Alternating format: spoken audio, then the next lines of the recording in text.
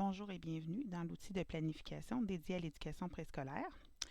Alors, pour obtenir ce document, vous devez taper l'adresse suivante, monurl.ca/planifier presco, et vous arriverez dans un document qui est en lecture seule. Donc, ça ne sert à rien de demander les droits d'écriture. Vous devez vous créer une copie de ce document. Vous devez d'abord vous assurer que vous êtes connecté à un compte Google. Puis, vous allez dans Fichier. Cliquez sur Créer une copie. Vous pouvez renommer le nom du document ou le laisser tel quel et l'enregistrer par exemple dans votre Drive et vous créez une copie. Vous pourrez maintenant interagir avec le document, sauf dans les onglets qui ont un cadenas. Ce sont des pages protégées. Alors, dans la première page, on vous donne quelques consignes. Vous avez un lien vers le programme Cycle à l'éducation préscolaire, ainsi que le cadre de compétences numériques. Si vous désirez revoir plus tard ce tutoriel de démonstration, vous cliquez ici. Et pour nous rapporter une coquille ou proposer une modification, vous cliquez sur ce lien.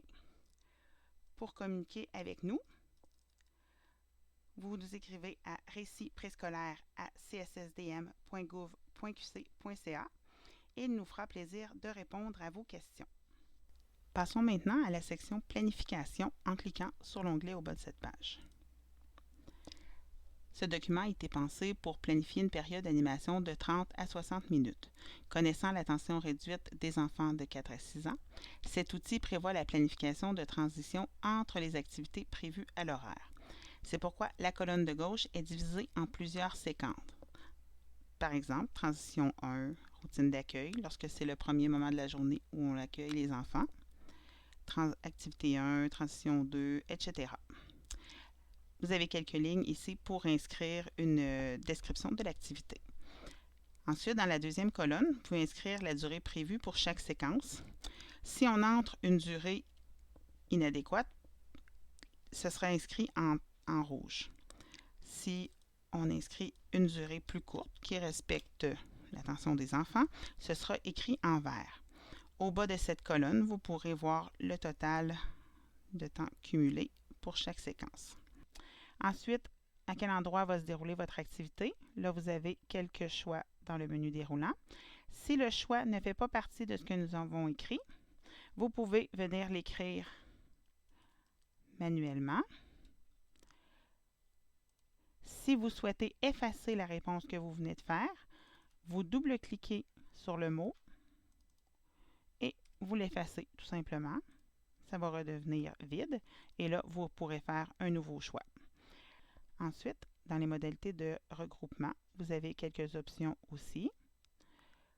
Vous avez quelques lignes pour écrire le matériel nécessaire. Même chose pour les questions à poser aux enfants ainsi que les consignes à leur donner. Ensuite, on arrive dans la section du programme. Donc, vous avez ici un menu déroulant avec les 5 domaines et compétences du programme. Vous pouvez choisir de travailler par exemple, le physique et moteur, l'axe que vous allez choisir en lien toujours avec le domaine que vous avez choisi. Par exemple, si je prends motricité, j'aurai les composantes qui sont associées à cet axe, ainsi que les éléments d'observation. Nous avons mis plusieurs options. Il se peut que vous désiriez observer autre chose. Vous n'avez à ce moment-là qu'à l'écrire vous-même dans la case. Je reviens ici au programme.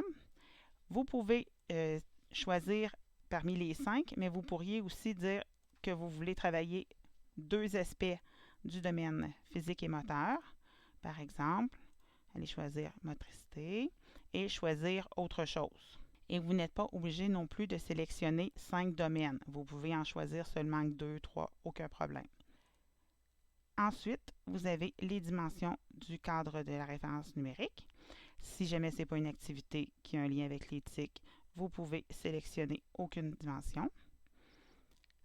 Vous avez ensuite une case pour inscrire des repères culturels. Par exemple, si vous avez des liens vers une vidéo ou vers un site que vous voulez présenter aux enfants. Ensuite de ça, vous avez les pistes de différenciation, de réinvestissement et un espace pour des notes personnelles supplémentaires. Finalement, pour planifier une autre activité, vous devrez repartir d'un document vierge. Donc, soit vous créez une nouvelle copie de votre document d'origine ou retourner à l'adresse monurl.ca/planifier Presco pour vous créer une nouvelle copie vierge. En espérant que cela vous aidera dans votre planification.